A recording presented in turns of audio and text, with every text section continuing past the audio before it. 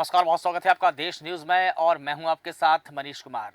आप देख रहे हैं हमारा खास कार्यक्रम प्रेस वार्ता। प्रेस वार्ता के खास कार्यक्रम में हम आपको बताते हैं देश और दुनिया की वो तमाम बड़ी खबरें जो अखबार की दुनिया में खास हेडलाइंस बनी, टेलीविज़न की दुनिया में बहस का हिस्सा बनी, सोशल मीडिया पर खास ट्रेंडिंग में रही और उन खबरों से आपका वास्ता क्या रहा। प्रेस वार्ता में आज हम उन तमाम बड़ी खबरों की चर्चा करेंगे जो हर खास आम के बीच में चर्चा का विषय रही है, चाहे फिर वो राजनीति से जुड़ी खबर हो, समाज से जुड़ी खबर हो, स्वास्थ्य, शिक्षा या फिर आपके दैनिक जीवन से जुड़ी खबर हो, या फिर मौसम, मानसून या बारिश से जुड़ी खबर हो, तमाम बड़े अपडेट्स हो, क्योंकि ये सभी खबरें आपको जानना है। इन तमाम बड़ी खबरों को लेकर हमारे साथ में जुड़ गए हैं हमारे एडिटर सूरज पाठक जी, स्थानीय संपादक राजेश सक्सेना जी, लखनऊ ब्यूरो ज्ञानेश वर्मा जी और उत्तराखंड से state bureau head Mahesh Saini ji. आप सभी का मैं बहुत स्वागत करता हूं। लेकिन सबसे पहले हमारे एडिटर सूरज पाठक जी के पास में मैं आना चाहूँगा। सूरज जी, आज की वो बड़ी खबरें अंतर्राष्ट्रीय स्तर की कौन सी है जो अखबार की दुनिया में खास हेडलाइंस बनी है और क्यों बनी है? बिल्कुल मनीष, मैं बताना चाहूँगा कि सबसे बड़ी खबर इस समय आज की जो है वो है अमेरिकी राष्ट्रपति चुनाव को लेकर के है कि अमेरिकी राष्ट्रपति चुनाव को लेकर के जिस तरह की बात सामने, क्योंकि डिबेट जब हुई थी। अमेरिका का चुनाव जो होता है वो डिबेट पर निर्भर करता है, और डिबेट में जब देखा गया था कि जो बाइडेन और ट्रंप के बीच जो डिबेट हुई, उस डिबेट में जो परिणाम सामने आए, उस डिबेट का जो सिनेरियो सामने आया, उस डिबेट में लोकप्रियता के मामले में ट्रंप से 15% जो बाइडेन पीछे रह गए। और इसी का परिणाम है कि डेमोक्रेट्स बाइडेन पर भरोसा नहीं कर पा रहे हैं, बल्कि पार्टी विकल्प के लिए तलाश कर रही है। ये भी कहा जा रहा है कि जो बाइडेन के अलावा कोई और प्रत्याशी यदि होगा राष्ट्रपति पद के लिए उनकी पार्टी से, तो शायद वो ट्रंप को ज्यादा कड़ा मुकाबला कर पाएंगे और उनकी टक्कर में जमे रहेंगे। यहाँ बताना चाहूंगा कि नवंबर में चुनाव होना है, और नवंबर में होने वाले चुनाव से पहले डेमोक्रेटिक पार्टी के आंतरिक संघर्ष जो है वो बढ़ गए हैं। पिछले माह जब पहली प्रेसिडेंशियल डिबेट हुई थी, तो उसमें पूर्व राष्ट्रपति डोनाल्ड ट्रंप के सामने निराशाजनक प्रदर्शन के बाद राष्ट्रपति जो बाइडेन रेस से हटने से इनकार कर चुके हैं। लेकिन डेमोक्रेट पार्टी का बाइडेन पर से भरोसा उठता हुआ दिखाई दे रहा है। यही नहीं, हमने ये भी बात आई थी कि जो उनके फाइनेंसर हैं, जो उन्हें चंदा देने वाले लोग हैं, जो कंपनियां हैं, वो भी उन पर भरोसा नहीं जता रही हैं। तो यहाँ दिख रहा है कि पिछले 2 सप्ताह में 2 दर्जन डेमोक्रेट नेता और डेमोक्रेटिक दानदाताओं ने बाइडेन को रेस से हटने की बात कही और मांग की है कि बाइडेन इस रेस से हट जाएं। यहाँ हॉलीवुड स्टार और बड़े डेमोक्रेटिक दानदाता जॉर्ज क्लूनी ने बाइडेन से नाम वापस लेने की अपील की है। वहीं डेमोक्रेटिक नेशनल कमेटी बाइडेन के विकल्प के लिए तलाश की सर्वे भी कर रही है। सर्वे का काम पब्लिक ओपिनियन स्ट्रेटेजी और American pulse research and polling जैसी एजेंसियों को दिया गया है। यहाँ मैं बताना चाहूंगा कि ट्रंप के मुकाबले में जो बाइडेन की अपेक्षा जो कमला हैरिस हैं वो, और न्यूसम, बुटीजेग और विटमर, ये 4 नामों पर भी चर्चा की जा रही है कि इनमें से भी कोई एक नाम ऐसा हो सकता है जो ट्रंप के सामने टिक सकता है। दूसरी तरफ मैं बात करूंगा एक और खबर, बड़ी खबर की, जहां यूक्रेन में जो भारतीय मारे गए थे, क्योंकि प्रधानमंत्री नरेंद्र मोदी की जो रूस यात्रा रही है, उस यात्रा का पहला परिणाम तो यह रहा है कि जो 200 भारतीय यूक्रेन युद्ध में डटे हुए हैं रूसी सेना की तरफ से, उन 200 सैनिकों को, रूसी सैनिकों को जो भारतीय वापस बुलाया जाएगा। और एक बड़ी खबर और ये है कि यूक्रेन युद्ध में जो भारतीयों की जान गई है, उनके परिजनों को रूस 1 करोड़ 3 लाख रुपए देने की बात उन्होंने कही कि मुआवजे के रूप में वो राशि उनको दी जाएगी। क्योंकि यहाँ मैं बता दूं कि गुजरात के हिमल मकंगिया और हैदराबाद के मोहम्मद अशखान सहित 4 लोगों की वहां मौत हो चुकी है, तो उनके परिजनों को रूस राशि देगा, हर्जाने के रूप में, मुआवजे के रूप में राशि देगा। दूसरी तरफ एक और खबर का मैं जिक्र करना चाहूंगा कि 5 उग्रवादी जो हैं उनकी रिहाई के लिए मणिपुर में बंद का आयोजन किया गया है, और भारत म्यांमार सीमा पर बड़ा प्रदर्शन किया गया है। मणिपुर में 2 दिनों में 5 कथित कुकी जो उग्रवादी थे उनकी गिरफ्तारी की गई थी, और गिरफ्तारी से जनजातीय समुदाय में नाराजगी देखी जा रही है। भारत म्यांमार सीमा पर मोरमेह में उनकी मोरेह जो स्थान है वहां पर रिहाई को लेकर के बड़ा प्रदर्शन किया गया है। सुरक्षा बलों ने जिन लोगों को गिरफ्तार किया है, कई मामलों में सुरक्षा बलों को उनकी तलाश थी, लेकिन उनकी रिहाई के लिए इस तरह से जो बंद का आह्वान किया जा रहा है, प्रदर्शन किया जा रहा है, तो वो भी एक चिंता का विषय बना हुआ है। दूसरी तरफ एक और खबर का जिक्र करना चाहूंगा, आतंक से जुड़ी हुई खबर है कि कट्टरपंथी जो संगठन है उनकी गतिविधियां बढ़ गई हैं, और वो चिंता का विषय है, क्योंकि यहाँ हिजब उत तहरीर जो संगठन है वो युवाओं को आतंक की शिक्षा दे रहा है। एनआईए को इस तरह के इनपुट्स मिले हैं और कई देशों में प्रतिबंधित यह अंतर्राष्ट्रीय संगठन है और यह एक चरम कट्टरपंथी इस्लामिक संगठन माना जाता है। हिजबुल तहरीर की भारत के कई राज्यों में मूवमेंट देखी गई है और फिलिस्तीन में यह संगठन पैदा हुआ था और इस संगठन ने भारत को इस्लामिक राष्ट्र बनाने के लिए आतंक का पाठ्यक्रम भी तैयार किया है। हम्म। इसमें जैविक हथियार बनाने की ट्रेनिंग दी जाती है। इसके लिए संगठन मध्य प्रदेश, तमिलनाडु, महाराष्ट्र, तेलंगाना, केरल और उत्तर प्रदेश के में जो है गुपचुप तरीके से कक्षाएं भी संचालित करता है और अब जो इनपुट मिलने के बाद में एनआईए ने एक तरह का प्रकरण दर्ज किया है और उसके बाद में अब इसकी जांच की जा रही है। बिल्कुल। दूसरी तरफ बात करूंगा एक और बड़ी खबर की जो पूरे देश में चर्चा का विषय रही है, वो है तलाकशुदा मुस्लिम महिलाओं को गुजारे भत्ते का हकदार बताने वाली जो कोर्ट ने टिप्पणी की है कि सीआरपीसी की जो धारा है 125 के तहत वो महिलाएं आवेदन कर सकती हैं और उनको गुजारा भत्ते के लिए पति को यह राशि देनी पड़ेगी। हम्म। यहाँ सुप्रीम कोर्ट ने कहा कि यदि यह मामला 3 तलाक से भी जुड़ा हुआ होता है तो 3 तलाक के मामले में भी गुजारा भत्ता देने के लिए जरूरी है कि महिला के भरण पोषण के लिए उनको गुजारा भत्ता दिया जाए। इसमें एक बात और आई है कि क्योंकि इससे पहले मुंबई हाई कोर्ट ने एक टिप्पणी की थी, एक फैसला सुनाया था कि यदि पत्नी ने दूसरी शादी कर ली है या पति ने दूसरी शादी कर ली है तो भी तलाकशुदा महिला को गुजारा भत्ता पाने का हक है, तब भी वह पहले पति से गुजारा भत्ता पा सकती है। और इस तरह का जो बात सामने आई थी, क्योंकि यहाँ एक बात सामने आई कि शाहबानो केस के बाद से मुस्लिम महिलाओं को गुजारा भत्ता देने की व्यवस्था चल रही है। कई लोगों को मिल चुका है, लेकिन अब यह जो टिप्पणी आई है सुप्रीम कोर्ट की, क्योंकि जब जो जस्टिस बीवी नागरत्ना है उन्होंने टिप्पणी की है कि अब वक्त आ गया है कि भारतीय पुरुष पत्नी के त्याग को पहचाने, बैंक में उनके संयुक्त खाते खोले जाएं, हम्म। एटीएम तक उनकी पहुंच बढ़ाई जाए। दरअसल कुछ पति इस बात से अनजान है कि पत्नी जो कि एक गृहिणी है, वह भावनात्मक रूप से और अन्य तरीकों से उन पर निर्भर है। पति के लिए जरूरी है कि वो पत्नी को नियमित रूप से वित्तीय सहायता उपलब्ध कराएं। इस तरह की जो उन्होंने टिप्पणी की है वो लगातार चर्चा में रही है। दूसरी तरफ और एक आखिरी खबर की बात करना चाहूंगा। प्रधानमंत्री नरेंद्र मोदी 41 साल बाद हम्म। भारत का कोई प्रधानमंत्री जब ऑस्ट्रेलिया पहुंचा है तो वो है प्रधानमंत्री नरेंद्र मोदी और वहां पर उन्होंने विश्व शांति की बात कही। उन्होंने कहा कि भारत दुनिया को युद्ध नहीं बुद्ध सिखाता है और भारत ने दुनिया को युद्ध नहीं दिए हैं, बुद्ध दिए हैं। सबसे बड़ा संदेश जो दिया है विश्व शांति का संदेश दिया है। बिल्कुल। और प्रधानमंत्री नरेंद्र मोदी ने यूक्रेन और पश्चिम एशिया में जारी संघर्ष के बीच एक बार फिर दोहराया कि युद्ध का वक्त नहीं है, आपसी संवाद और कूटनीति के जरिए शांति की स्थापना होनी चाहिए। यहाँ वियना में भारतीय समुदाय को संबोधित करते हुए उन्होंने कहा कि भारत ने दुनिया को बुद्ध का संदेश दिया है, भारत का संदेश हमेशा विश्व शांति है।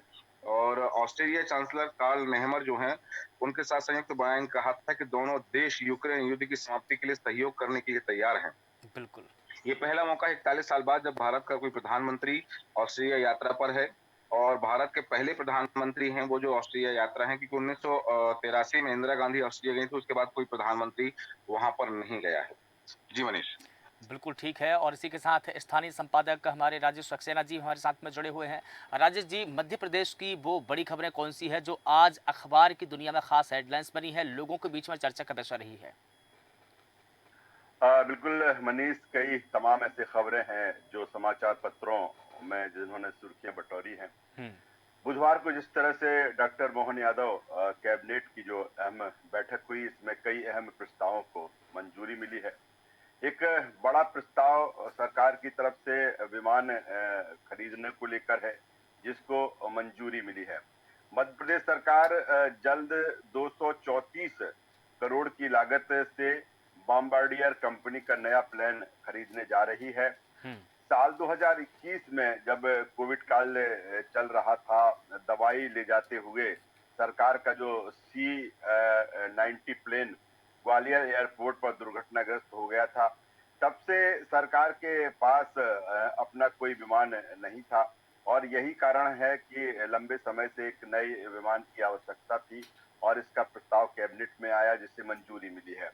बुधवार को सीएम डॉक्टर मोहन यादव की अध्यक्षता में हुई कैबिनेट बैठक में नया विमान खरीदने को मंजूरी दी गई है। इसमें कनाडा की कंपनी बॉम्बार्डियर से चैलेंजर 3500 प्लेन खरीदने की सहमति दी गई है।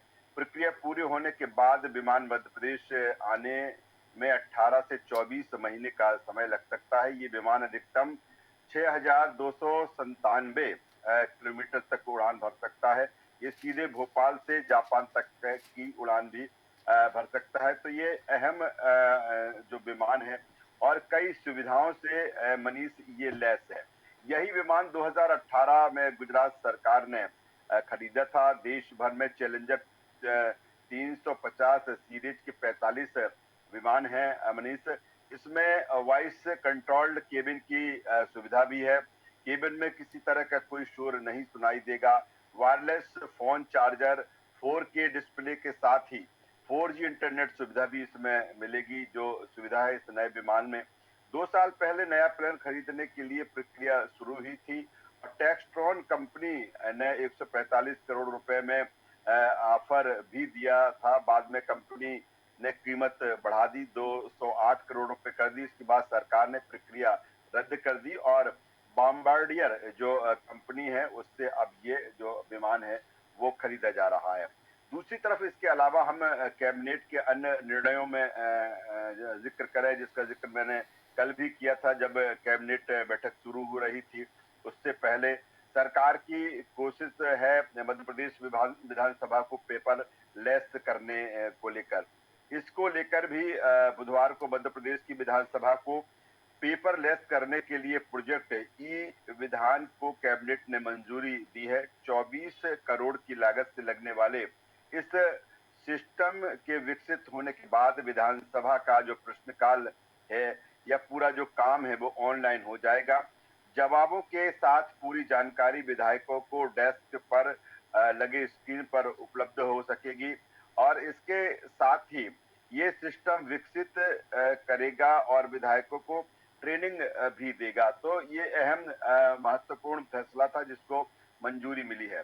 इसके अलावा अगर हम अन्य निर्णयों की हम बात करें तो इंदौर में सांवेर रोड पर निर्माणाधीन केंद्रीय जेल के शेष रहे निर्माण कार्यों के लिए 217 करोड़ 73 लाख रुपए को प्रशासकीय स्वीकृति मिली है। सीधी में बोकारो नदी पर 46 करोड़ के सिंचाई परियोजना को मंजूरी दी गई है। अब तक विमुक्त घुमंतु और अर्ध घुमंतु वर्ग को SC/ST से कम छात्रवृत्ति मिलती थी। अब इन्हें अन्य वर्गों के बराबर इनको छात्रवृत्ति दी जाएगी। तो मनीष ये अहम प्रस्ताव रहे जिन पर चर्चा हुई कैबिनेट में, मोहन कैबिनेट में, और उनको मंजूरी मिली है।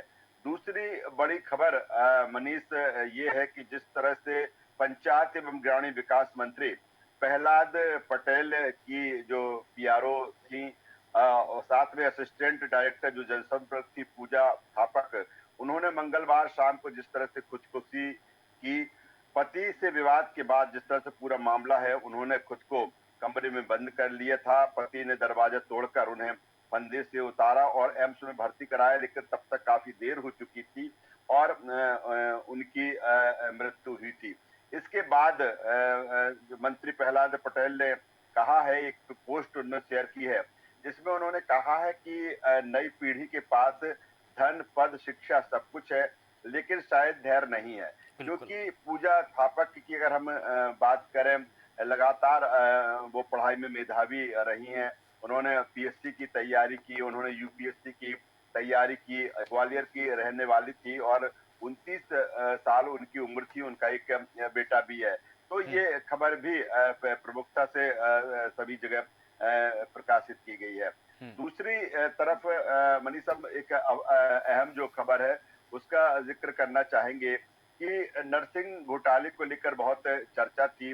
अब नर्सिंग कॉलेज घोटाला सामने आने के बाद Madhya Pradesh medical science university अब कॉलेजों को संबद्धता जारी करने से पहले इनका निरीक्षण नहीं कराएगी। अब सीधे एकेडमिक काउंसलिंग की सिफारिश पर कार्य परिषद संबद्धता जारी करने का निर्णय लिया गया है। कार्य परिषद जरूरी समझेगी तो संबद्धता जारी करने से पहले कॉलेजों की जांच करा सकेगी। इसके लिए मेडिकल यूनिवर्सिटी स्टूडेंट जो अधिनियम है 26 में बदलाव करने जा रही है। इसको लेकर कार्य परिषद में निर्णय ले लिया गया है। एक और खबर, जिस तरह से कल अमरवाड़ा में देश के अन्य राज्यों की तरह मध्य प्रदेश में एक सीट अमरवाड़ा पर उपचुनाव हुआ। तकरीबन 71% यहाँ पर वोटिंग हुई है।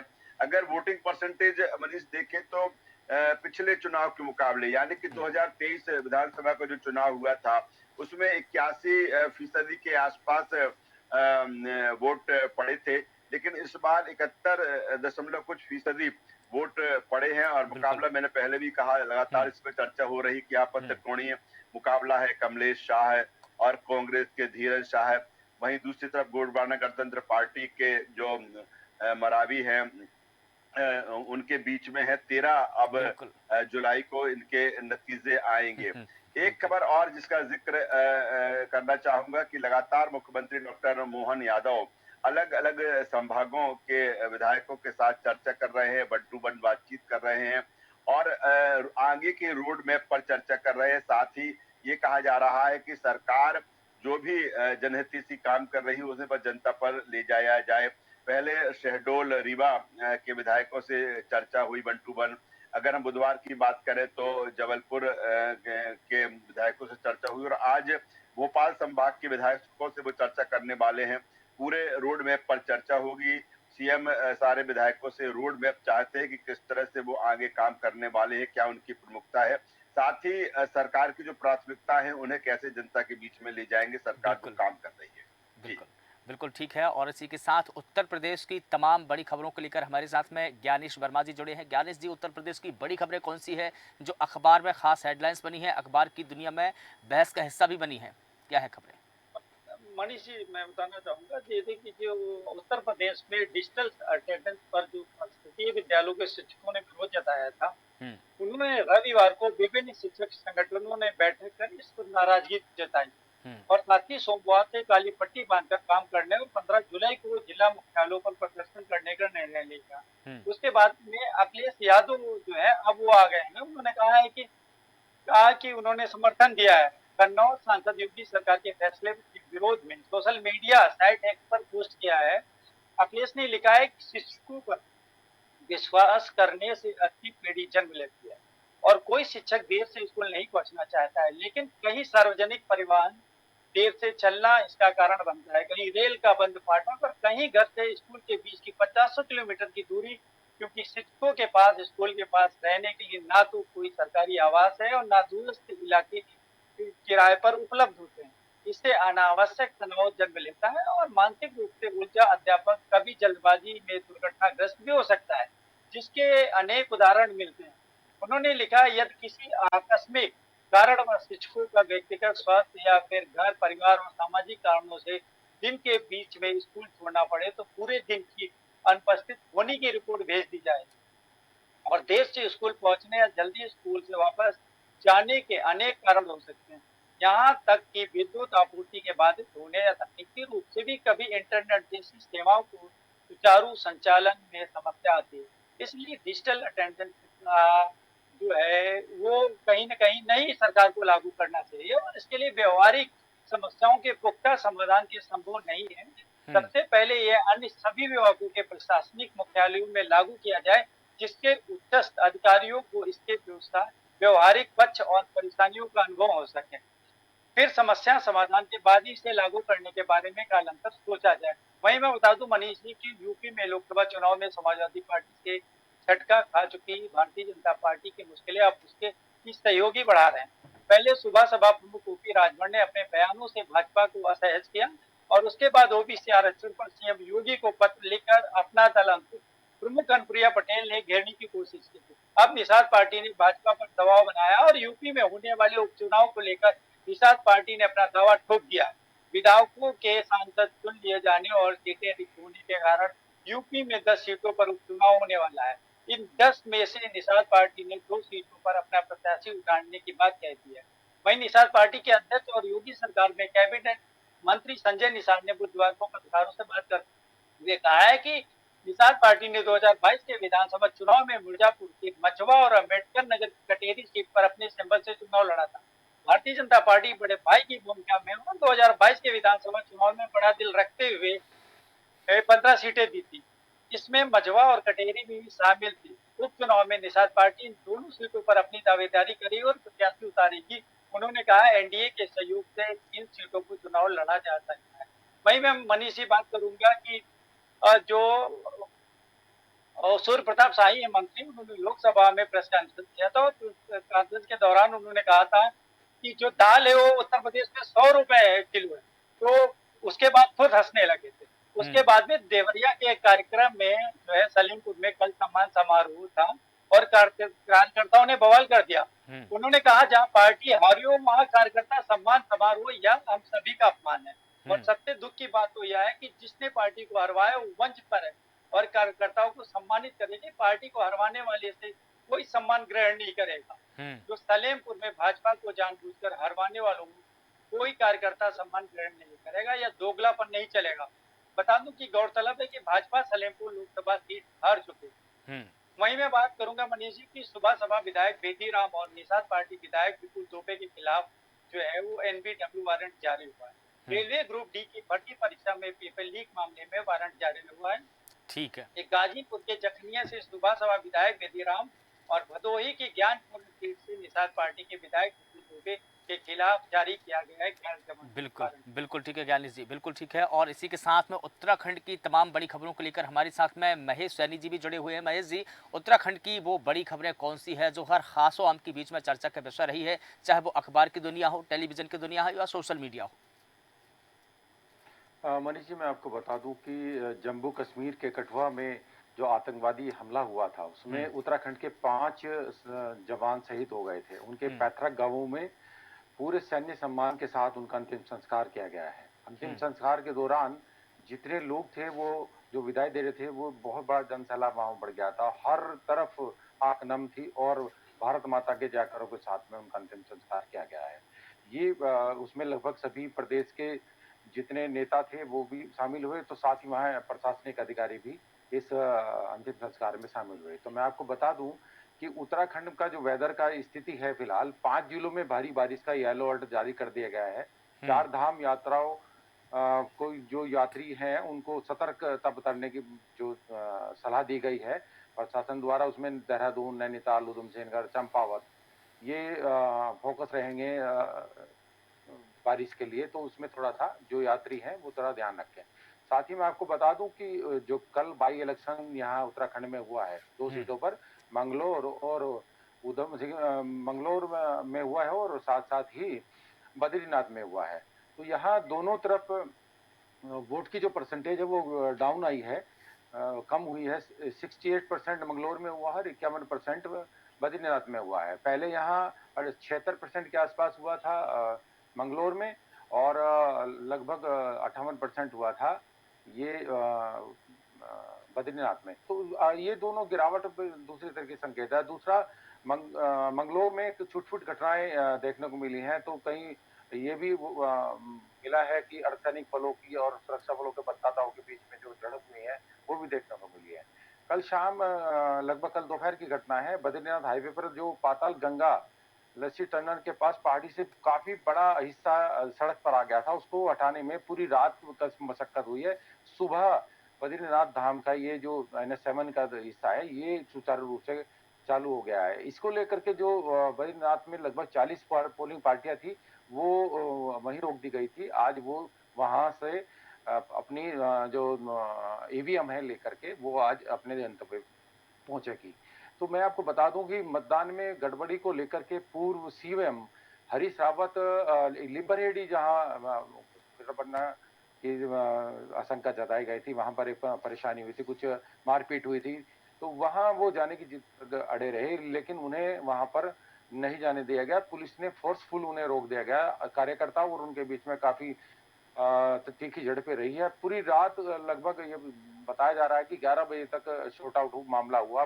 प्रशासन के बड़े अधिकारियों ने जाकर के व्यवस्था बनाई और तब जाकर के हरीश रावत वहां पुलिस थाने से हटे। तो साथ ही आपको बता दूं कि मंगलोर में जो विवाद है वो चीफ इलेक्शन ऑफिसर के समक्ष भी पहुंच गया है। वहां पे भारतीय जनता पार्टी कांग्रेस ने दोबारा भाजपा ने कहा है कि मतदान अच्छा हुआ है, तो वहीं दूसरी ओर कांग्रेस कह रही है कि यहाँ पर मतदान दोबारा होना चाहिए। तो मैं आपको बता दूं कि बारिश जो कुमाऊं के लिए बहुत बड़ी परेशानी का सबक बन रही है। पहले सप्ताह में यहाँ 7 जीवन जो है वो चले गए हैं बारिश के चलते। भीमताल में फौजी का एक बेटा है वो डूब गया है, तो काशीपुर में एक छात्र डूब गया है।